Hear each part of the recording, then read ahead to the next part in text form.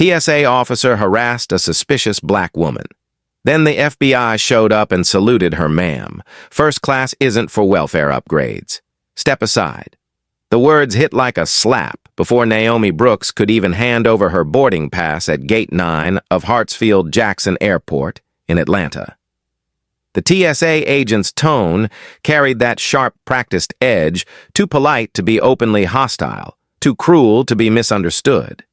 The crowd turned phones in hand, pretending not to stare, but hungry for drama. Naomi froze for a second, clutching the leather handle of her briefcase. Inside were sealed folders stamped "Confidential." Defense Department. Her heart pounded once steady and trained, just like in the Army. 20 years of service had taught her to breathe through disrespect. But this was personal. The agent, a tall man with thinning blonde hair and a badge that read Supervisor K. Hartman, scanned her boarding pass like it carried a disease. His lips twitched into a smirk. "Where'd you print this, ma'am? Kinko's first class and government credentials. That's a creative combo." Naomi didn't flinch. Her voice came out low and calm, the way officers talk when they're 1 second away from snapping. "It's a Pentagon-issued authorization, sir. I'm traveling on official business." He laughed loud enough for everyone nearby to hear. "Right? And I'm the president." Gasps and uncomfortable chuckles rippled through the line. A little boy tugged his mother's sleeve, whispering, "Mom, why's he yelling at her?" The woman hushed him, glancing nervously toward the exit. Naomi straightened her shoulders the way her father, Sergeant Brooks' Vietnam vet, had taught her. She was wearing his old service pin on her lapel, the silver one, that always caught the light. Her reflection shimmered in the airport window behind Hartman's crisp navy blazer, smooth dark skin, and eyes that had seen more than most men could imagine. "Sir," she said evenly, "I need to board. My briefing begins at 1:00 p.m. Hartman leaned closer. His voice dropping to that tone every black traveler in America recognizes, the one soaked in suspicion. "Funny. Every time one of you people says, 'official business,' something goes missing." Phones lifted higher. Someone whispered, "Record this." Another voice said, "Leave her alone, man." But nobody stepped forward. Nobody ever does. Naomi swallowed the metallic taste of anger. She'd faced insurgents with rifles, but this was the kind of war that wore a smile and a badge. She remembered her daughter's text that morning. "Mom, you always say, 'Dignity is armor. Keep it on.'" Her fingers brushed the phone in her pocket, but she didn't record. She didn't need proof for herself. She'd lived this story too many times. Hartman motioned to a younger officer nearby. "Secondary screening now." "Something's off about this one." The officer hesitated. "Sir, her documents look fine," I said now. Hartman barked, his voice echoing through the terminal. The crowd shifted, that familiar silence of shared discomfort spreading like smoke.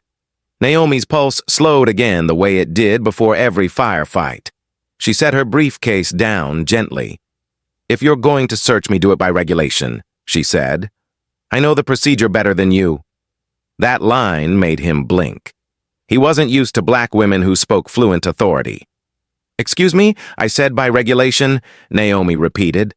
"Section 1540, 107 TSA protocol. You need probable cause and you don't have it." The young officer looked between them, unsure who outranked whom. The crowd had grown. Even the gate agent stopped boarding to watch. Somewhere in the distance, an intercom announced a delayed flight, but the air near Gate 9 was electric, heavy, tense. Naomi's mind flashed back to Baghdad 2009, standing between two soldiers ready to fight, telling them to breathe, to stay human. She'd thought those lessons belonged only to war zones. Turns out airports had their own kind of battlefield. Hartman smirked again, though his confidence wavered. "You think quoting rules will save you?" "No," Naomi said quietly. "But it'll remind you someone's watching." For the first time, the agent glanced around. Half a dozen phones glowed lenses pointed straight at him. A few travelers nodded at Naomi, small silent acts of solidarity. The kind only people who've been there understand. He exhaled sharply through his nose. Fine. Step aside while I verify. Naomi gathered her briefcase, her hands steady, despite the shaking inside. She looked up at the overhead monitor showing departures Washington, D.C., Flight 732 on time. Her reflection flickered again in the glass. Calm, poised, tired. As Hartman called for federal verification, Naomi's thoughts slipped to her father's old saying, "They can take your time, your money, even your name, but never your bearing." So she stood tall. In that crowded airport, surrounded by whispers and cameras, Naomi Brooks didn't look like a suspect. She looked like every black woman who ever carried the weight of proving she belonged and refused to bow. Security to Gate 9. "I've got a possible forgery here." Supervisor Kyle Hartman's voice cracked through his radio loud enough for the entire terminal to hear. Naomi Brooks closed her eyes for half a second, feeling that familiar sting, half rage, half exhaustion. Around her, murmurs spread through the line like ripples on water. She'd seen this before. Every black professional she knew had. Different places, same energy. Her watch read 8:47 a.m. She had exactly 28 minutes before boarding 43, before the Pentagon briefing started. Timing was everything, but humiliation didn't run on a schedule. A young TSA agent jogged over a Latina woman named Officer Reyes, maybe mid-20s. Her brown eyes flicked between Hartman's posture and Naomi's calm stance. You could tell she already knew something was off. "Sir, I can assist, back off," Hartman snapped. "I've got it handled." Naomi felt every pair of eyes in the gate area burning into her back. It wasn't just the white passengers watching. There were black folks, too, shaking their heads, whispering under their breath. One older woman muttered, "Same old story," before turning away. "Ma'am," Hartman said, stepping closer, "we're going to need you to step aside for a detailed screening. You can either cooperate or miss your flight." Naomi's voice stayed measured. "Understood. But you'll follow procedure. I'll stand here in plain view. You will not take me anywhere without a female officer present." His smirk returned thin and cold. "You really like giving orders, don't you?" She met his stare. "I've given them before." For a moment, the terminal went silent, except for the rolling wheels of a carry-on bag and a child's distant laughter. The energy shifted. Naomi could feel it, that heavy pause before something breaks. Then Hartman bent down and snatched her briefcase off the floor. "Let's see what's inside this little mystery bag." "Sir," Naomi warned, "that contains restricted documents. You are not authorized," but he was already trying to unzip it. The younger agent, Reyes, stepped forward quickly. "Supervisor, she just said it's restricted. You can't." "Reyes." His voice exploded like a gunshot. "Do your job, or go home!" The crowd gasped. Naomi could hear phones clicking into record mode, the buzz of cameras turning on. She straightened her heart, calm but steady like the seconds before battle. "Hartman," she said, her voice firm now. Dropping that officer tone she hadn't used since retirement. "If you open that case, you're breaking federal protocol under Title 18. You don't have clearance." He froze halfway through, the zipper eyes flicking up. "Title 18. "That's right," Naomi said. "And your camera's on right good. Leave it open so the footage shows who's violating what." Reyes blinked, clearly torn between fear and respect. She adjusted her own body cam, making sure it was recording. Hartman's jaw tightened. "You think a few big words are gonna scare me?" he sneered. "I don't need to scare you," Naomi said softly. "I just need to outlast you." A ripple of quiet approval moved through the crowd. Small nods, low murmurs of, "That's right, and tell him, sis." People were recording openly now. Someone even muttered, "Man, she's handling this better than I could." Naomi felt the tension pressing down on her ribs.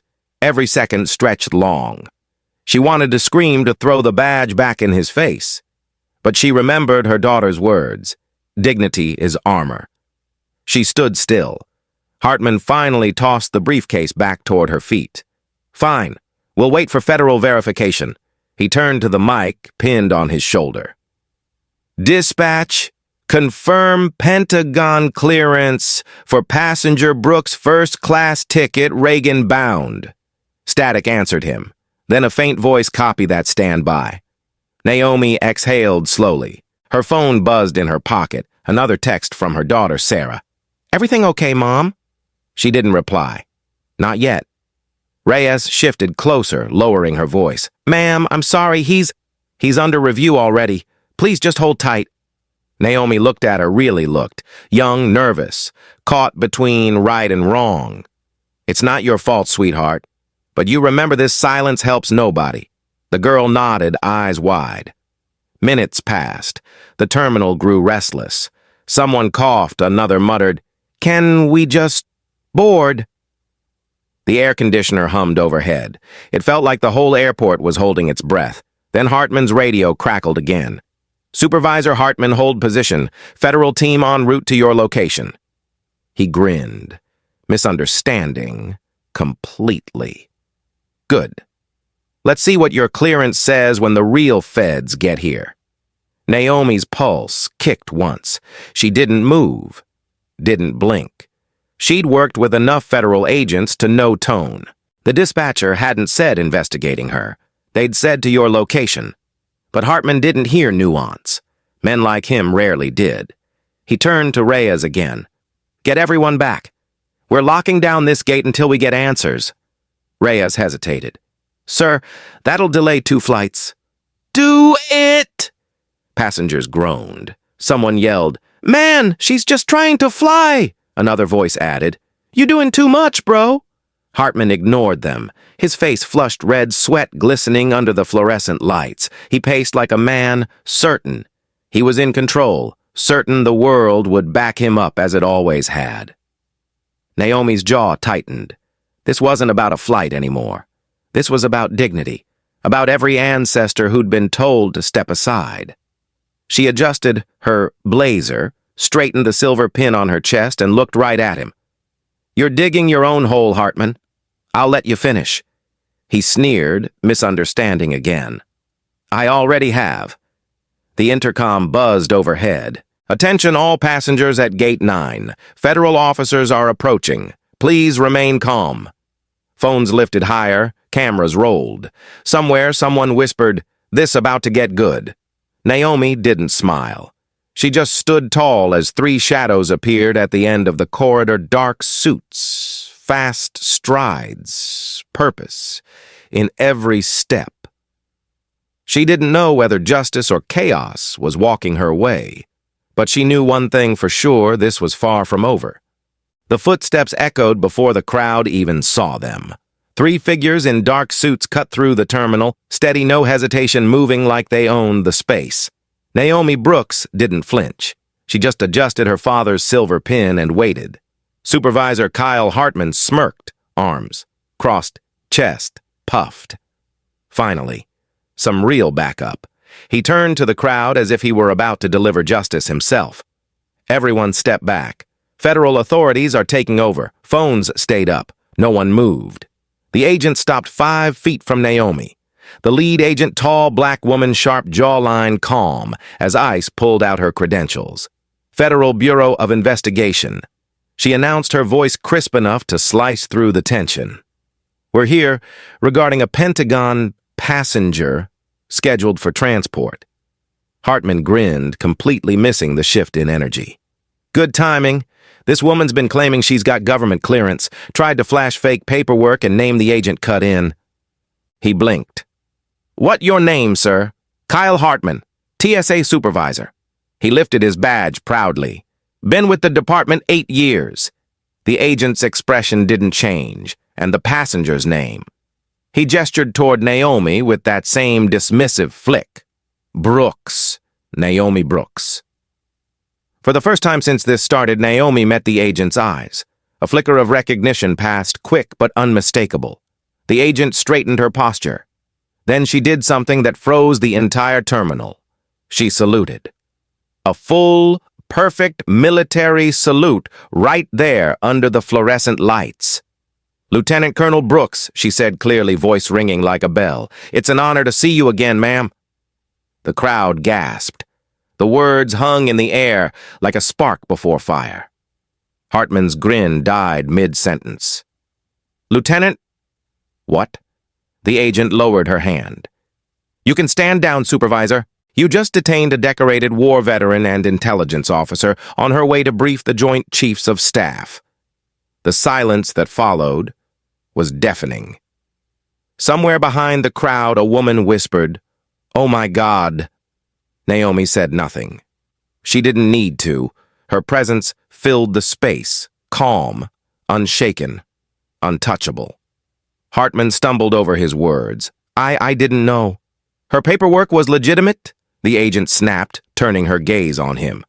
"And you ignored multiple TSA protocols while harassing a federal officer under clearance level 5. Did you even verify her ID through the secure system?" Hartman's mouth opened, then closed. "I was about to." "No, you weren't," Reyes said quietly from behind him. Her voice trembled, but it carried. "You told us to shut off the camera." Dozens of heads turned toward her. The young agent looked terrified but stood her ground. "He told me not to record, said it would slow down the investigation." The crowd erupted in murmurs. Phones shifted, focusing now on Hartman's face.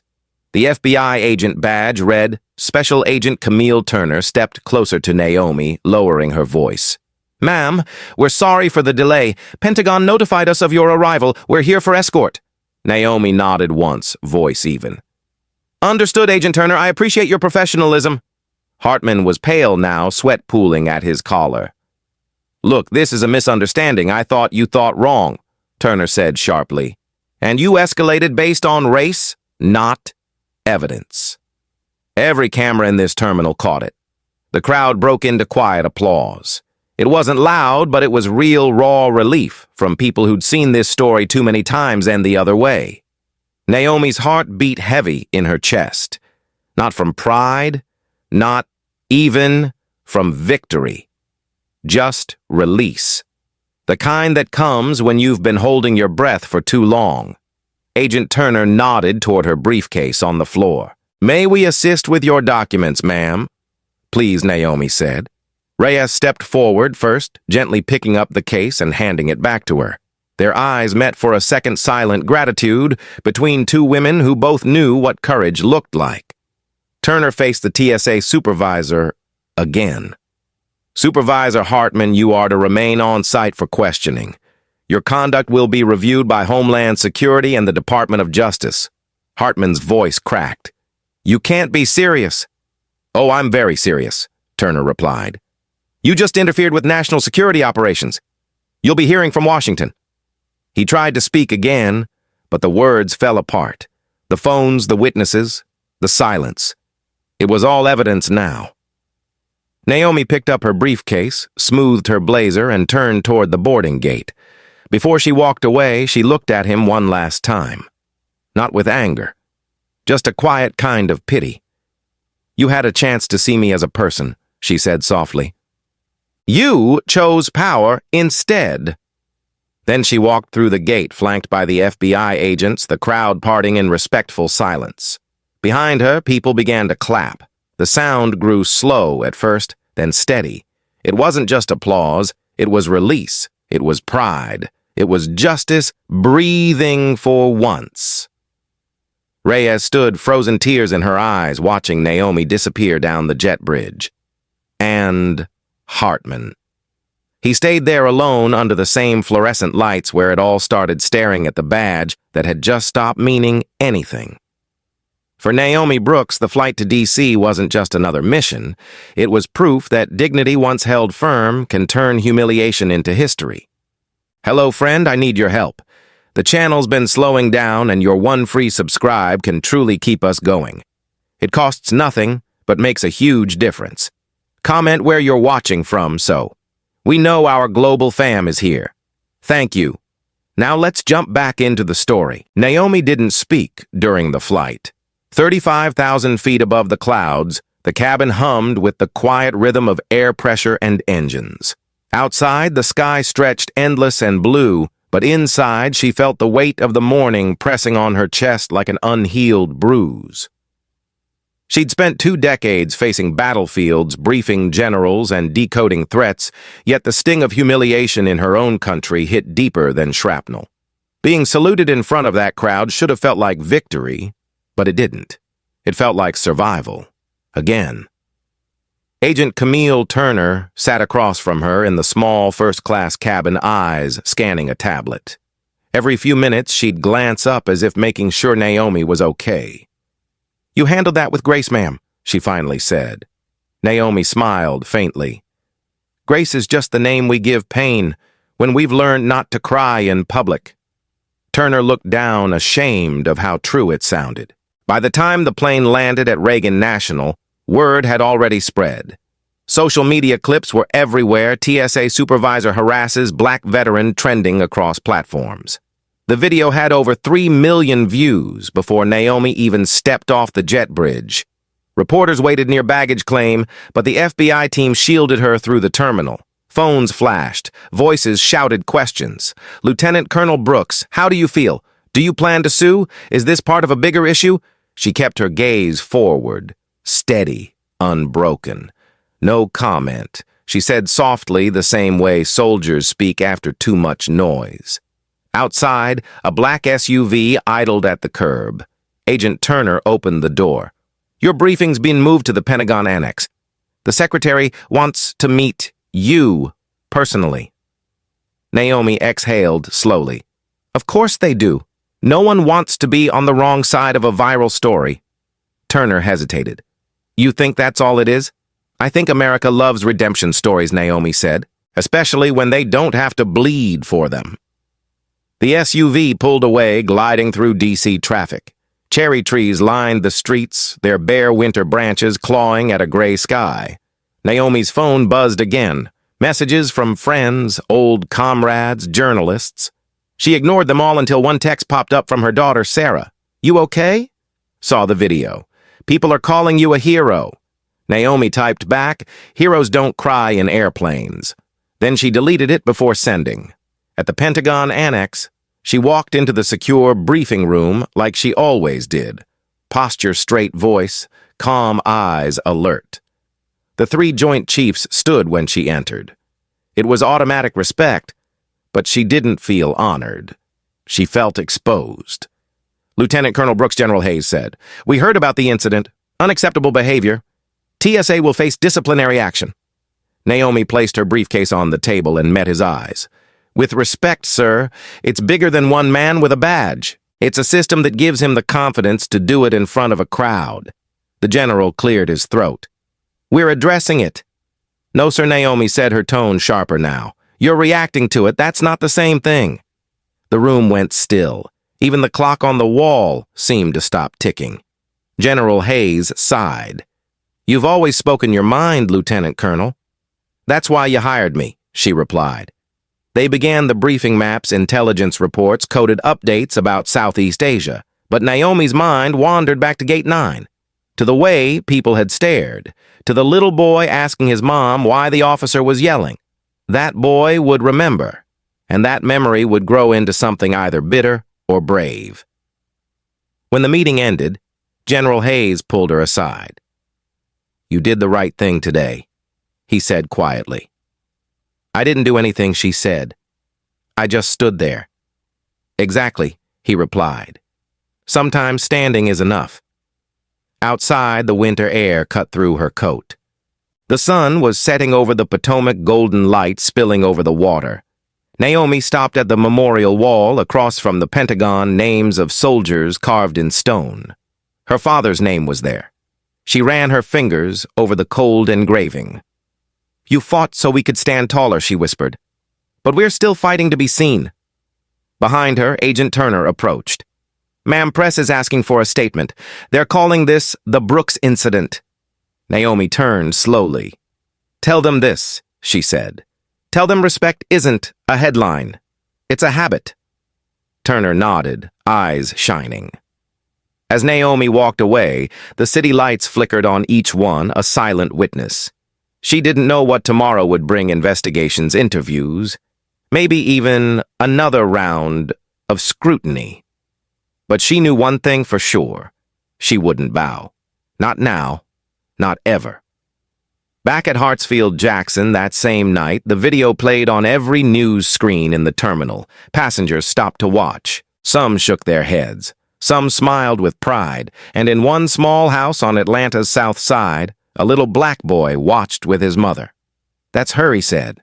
"The lady from the airport." His mom nodded. "Yeah, baby. That's Miss Brooks."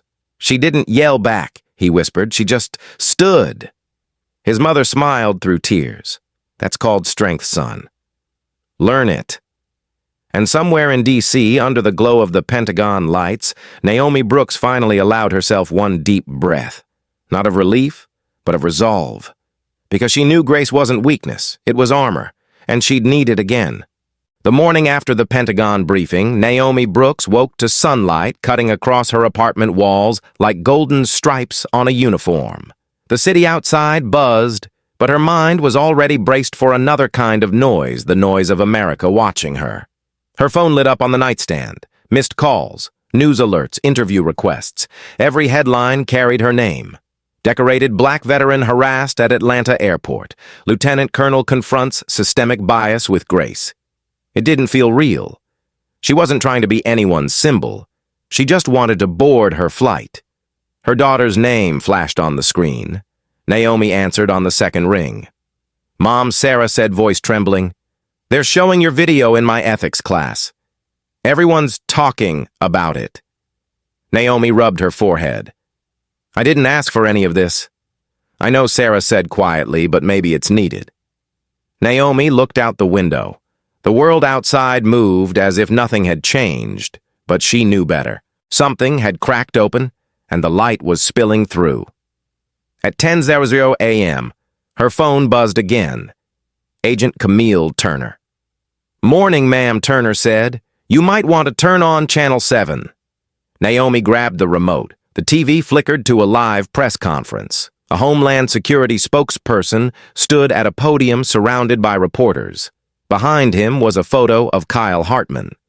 Effective immediately, the spokesperson announced, TSA Supervisor Hartman has been placed under federal investigation for misconduct, including racial discrimination and violation of security protocol. Pending further review, he is suspended without pay. The cameras flashed. Reporters shouted questions. The official continued.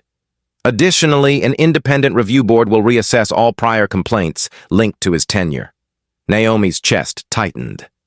8 years of buried complaints were finally seeing daylight. Her phone buzzed again. Turner texted their cleaning house. "You started something." Naomi didn't reply. She wasn't sure she wanted the credit. She thought about Hartman's face, pale under those harsh airport lights. He'd looked less like a villain in that final moment, and more like a man realizing the system that built him was the same one that could tear him apart. That afternoon, she walked into her office at the Pentagon. A small bouquet of white lilies sat on her desk with a note for standing tall when they tried to cut you down. "Your brothers and sisters in uniform." Naomi touched one of the petals. The gesture meant more than she could say. Later, she met Agent Turner for coffee near the Potomac. The winter air was sharp, but the cafe was warm and crowded. People whispered when they recognized her, but no one approached. Not yet. "You good?" Turner asked. "I'm steady," Naomi said. Turner smiled. "That's military talk for barely holding it together." Naomi chuckled softly. "Something like that." Turner leaned in. "They're naming the review after you, you know, the Brooks Protocol. It's going to change how security officers are trained." Naomi stared into her cup. Steam curled upward like memory. "That's good," she said quietly. "But training doesn't fix hearts." No, Turner agreed. But it starts the work. Outside, traffic hummed, and people hurried past the windows. Life kept moving. As they stood to leave, a young woman approached their table mid-20s, black-wearing airport scrubs and a badge clipped to her shirt. "Excuse me," she said shyly. "Lieutenant Colonel Brooks," Naomi nodded. "Yes?" The woman swallowed hard. I just wanted to say thank you. I work TSA too. Been trying to quit for months because, well, you know. But when I saw how you stood there, calm, proud, I realized maybe quitting isn't the answer. Maybe fighting from the inside is. Naomi's throat tightened. What's your name, sweetheart, Candace? Keep your job, Candace. Keep your dignity. But make them uncomfortable if they forget who you are. Candace smiled through tears. Yes, ma'am. When the woman walked away, Turner shook her head. You realize you just recruited a movement, right? Naomi laughed softly. I didn't recruit anyone. I just reminded them they belong. By evening, the sun dipped low, painting the river in shades of bronze. Naomi stood by the railing, watching the light shimmer. Her phone buzzed again, this time, an email from the Secretary of Defense himself.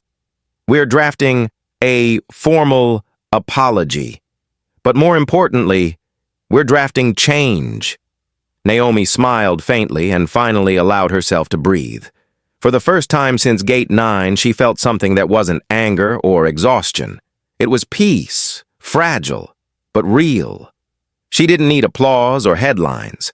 What mattered was that somewhere another black woman walking through an airport would hold her head a little higher because she'd seen Naomi stand tall. Justice, she realized, wasn't about payback. It was about visibility. And as night settled over Washington, D.C., Lieutenant Colonel Naomi Brooks whispered the words she'd carried her whole life. Words meant for anyone who'd ever been told to step aside. I see you. I've always seen you. And they will too. A week later, the city felt different. Naomi Brooks could feel it in the air heavier somehow, like the whole country had paused to look at itself in the mirror. The Brooks Protocol had become national news, and the story of what happened at Gate 9 was no longer just a video. It was a conversation. Headlines filled every screen. TSA under federal review. Airports nationwide ordered to undergo bias training. People debated it on morning shows in barbershops, on church steps. For once, folks weren't just whispering about discrimination, they were naming it. Naomi stayed quiet. She didn't do interviews. She didn't tweet. She went to work.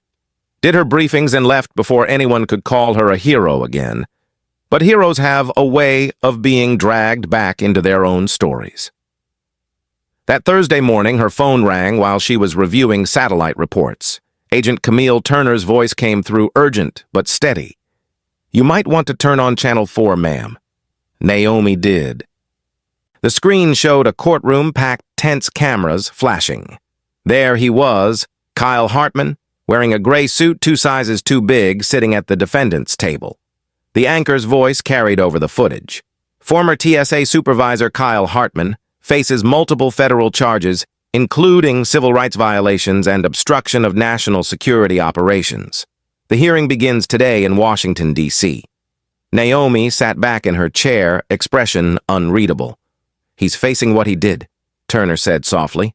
Naomi's voice was low. He's facing the system that made him think he could. By afternoon, reporters were camped outside the Pentagon asking for comment. Naomi refused to speak, but that night she watched the trial recap on TV. Witnesses took the stand. Officer Reyes, brave and nervous, describing what she saw. Passengers testified too. The court played the body cam footage and phone videos from Gate 9. Every slur, every command, every look of disdain echoed in that sterile courtroom. The same country that had once ignored such moments was now watching it in high definition. The camera panned to Hartman's face. He looked smaller than Naomi remembered, not in body, but in spirit. His eyes darted between the judge and the jury, searching for sympathy he no longer owned. The prosecutor's closing words landed like thunder. Power without accountability becomes violence. And violence doesn't always look like a weapon sometimes. It looks like a smile, a uniform, and a privilege unchecked. When the verdict came guilty on all counts, the courtroom gasped. Naomi sat alone in her apartment, the sound of it echoing through her TV speakers. She didn't cheer. She didn't even smile. She just whispered, about time. Later that evening, Turner called again. 8 years in federal prison, she said. 3 years probation, permanent ban from federal employment. Naomi let the silence sit for a few beats.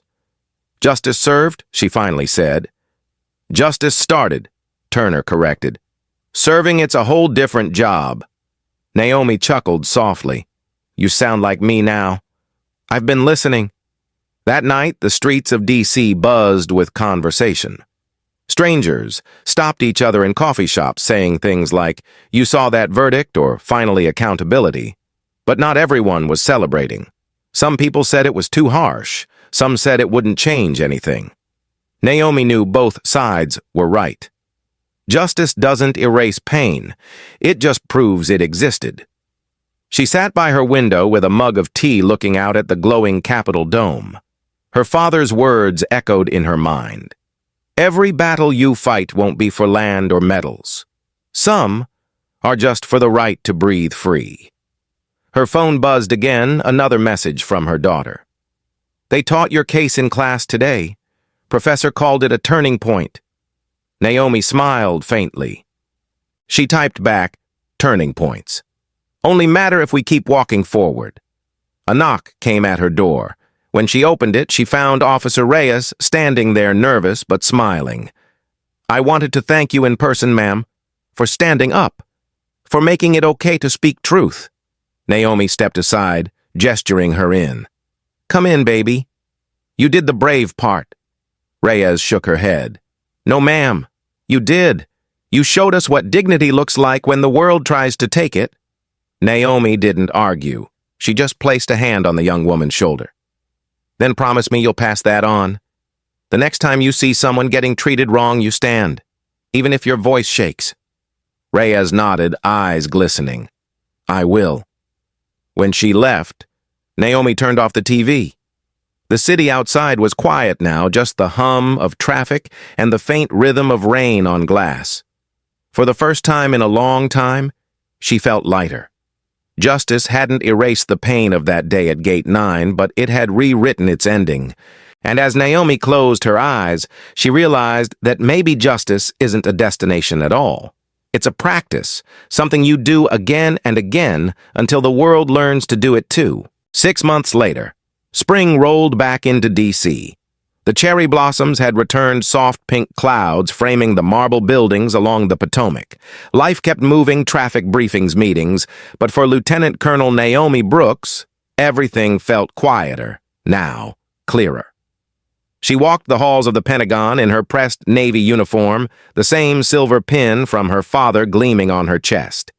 Each step echoed confidence, not pride, just the calm of someone who'd faced fire and still stood tall. People nodded when she passed. Some whispered her name like it meant something more now, and maybe it did. Her story had outgrown her. The Brooks Protocol was officially signed into federal law requiring cultural bias training for every security agency in the country. A few lawmakers had tried to call it unnecessary until public pressure reminded them how many Naomi Brooks stories never made it to the news. That morning, she walked into a conference room filled with young recruits, men and women fresh out of academy training. Mostly faces of color, a few white and Latino, all looking like they wanted to make a difference. She'd been asked to speak. Naomi didn't bring notes. She just set her hands on the podium and looked around. Most of you have seen my name on a headline, she began. Some of you think what happened at that airport was about race. And it was, but it was also about something bigger. The room was silent. It was about how power gets used, about how dignity becomes resistance when you're not allowed anger, about choosing control when the world dares you to lose it. She paused, letting the words land. The man who disrespected me, he paid for what he did. But the point isn't punishment. It's progress. You'll have power in your hands too. Use it right. See people for who they are, not who you've been told they are. The recruits nodded slowly, some scribbling notes. One young black man raised his hand. Ma'am, how'd you stay calm that day? I don't think I could have. Naomi smiled faintly. You learned that calm isn't silence. It's control. I wasn't quiet because I was weak.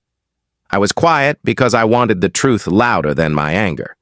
Laughter and applause filled the room. Afterward, a teenage intern, barely 20, approached her with a trembling voice.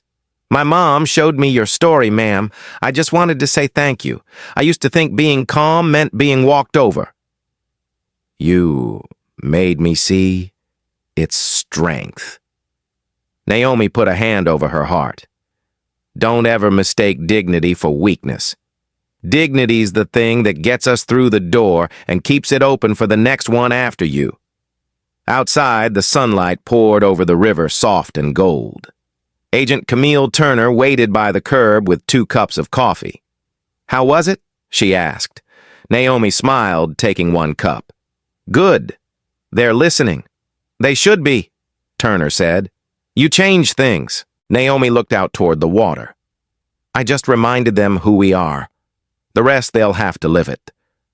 A breeze carried the scent of cherry blossoms through the air. Somewhere, a group of tourists laughed by the memorial wall. The city was alive, imperfect, but moving forward.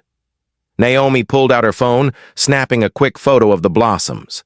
Then she opened her social app, the same one that once carried the viral video, and posted her first message in months. "Dignity isn't what they give you. It's what you refuse to surrender. Keep standing tall, y'all." Within minutes, hearts and comments flooded in. She smiled, slipped the phone back into her pocket, and started walking. Because for Naomi Brooks, the story wasn't about what happened at Gate 9 anymore. It was about every gate after it, every hallway, every office, every place where someone would stand taller because she did first.